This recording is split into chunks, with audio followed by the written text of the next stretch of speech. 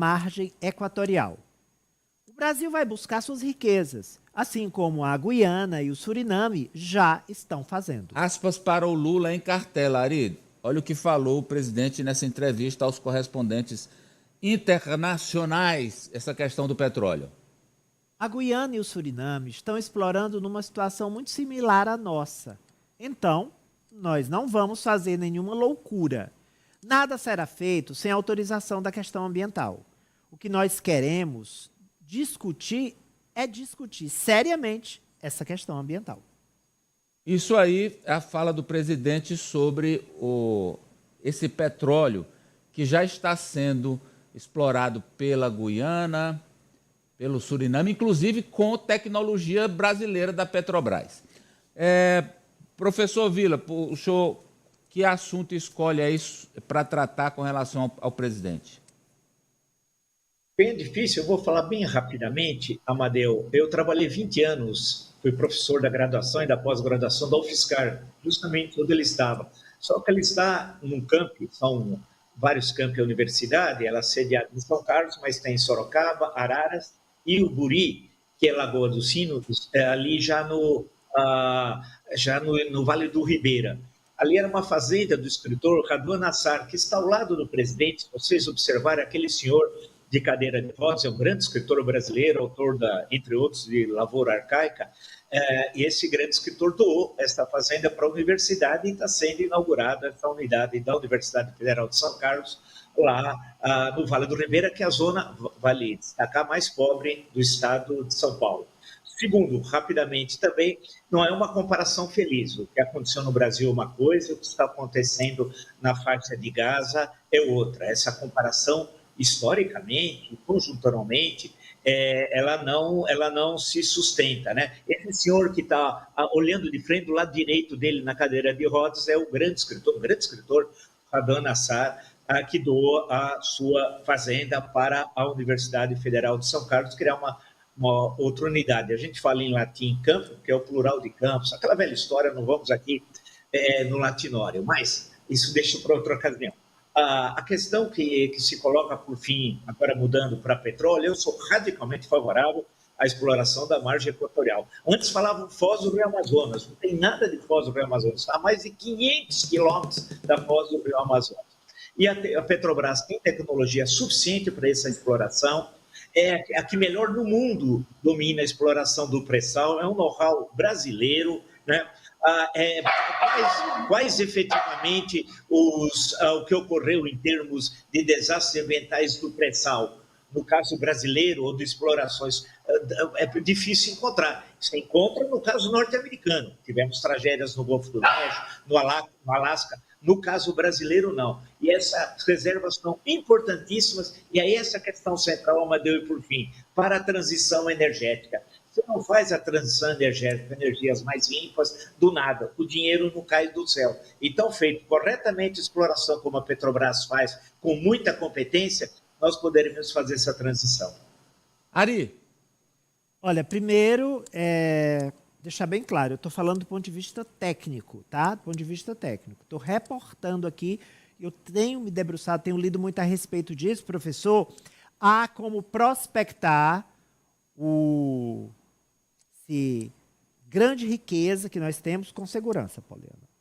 Com segurança. Inclusive, há ambientalistas que dizem, concordam, que há sim como fazer a prospecção com a margem muito alta de segurança do nosso petróleo, que vai proporcionar melhoria da qualidade de vida. Bem, não vou elencar aqui o que o dinheiro do petróleo, os petrodólares, né, os petroreais, no nosso caso, podem proporcionar de melhoria, de avanços para a nossa comunidade. Agora, eu concordo com o professor que é descabida a comparação entre o Brasil pós-Dilma e a faixa de Gaza arrasada pelo Benjamin Netanyahu. Lá se aproxima de um genocídio, ali é uma guerra total. Guerra total, gente, é quando você não separa militar de civil, terrorista de civil. Você mata todo mundo e depois vê quem morreu. É a guerra total que Netanyahu tem feito lá. Agora, a despeito disso, eu gostei dele não ficar mais escolhendo quem criticar e quem elogiar quando todos estão errados. Por exemplo, o Nicolás Maduro, que é um aliado dele, ele alertou que não vai assinar embaixo, que não vai endossar, né, qualquer desrespeito às regras democráticas na eleição que se aproxima. Critica a Ucrânia, mas critica o Putin. Ambos estão errados. O professor já explicou aqui, não é função dele ser ombudsman de outros países.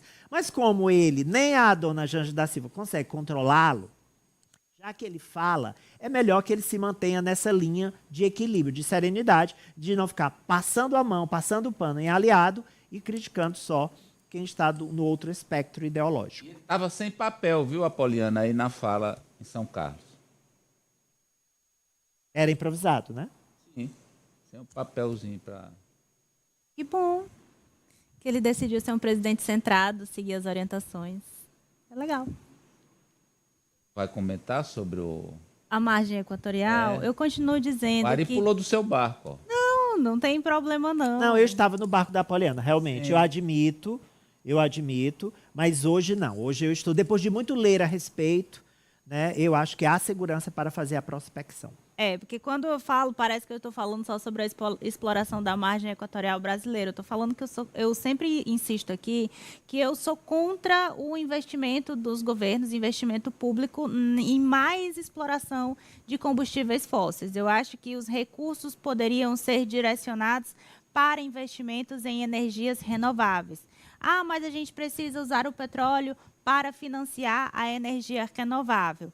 Neste país, muito dinheiro é jogado pelo ralo, é jogado fora, inclusive custeando o mandato de político, custeando corrupção. Eu acho que a gente está num caminho errado de uma forma completa.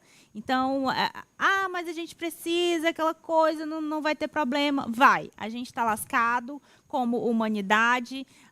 Eu acho que vai sair aqui hoje no programa a informação sobre daqui 50 anos o nosso país ser considerado um local inabitável. Isso. Eu quero estar viva nos próximos 50 anos e enquanto mais a gente aumenta...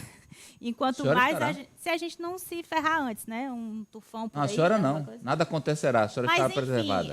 Repito, eu acho que enquanto mais a gente explora combustíveis fósseis, quanto mais a gente incentiva esse tipo de coisa, menos dias a gente está tendo de vida aí pela frente. Senhora Raniele e França não tem com o que se preocupar. França Teixeira. Amadeu, o Lula deveria continuar seguindo a cartilha da Janja e ler os discursos, pensar antes de falar, porque eu acho desnecessário, nesse momento, ele retomar essa questão de Israel e Hamas. O que ele disse está errado? Não está.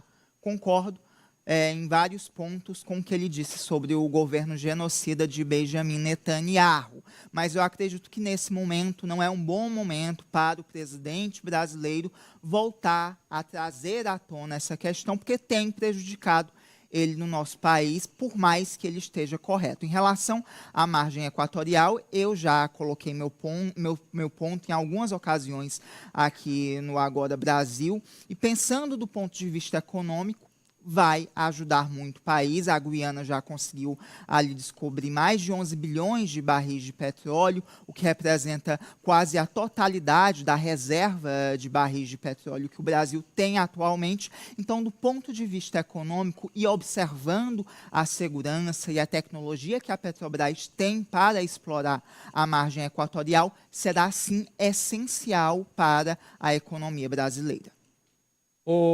Raniele, vamos fechar aí o Lula com o recado mais um para o Milei.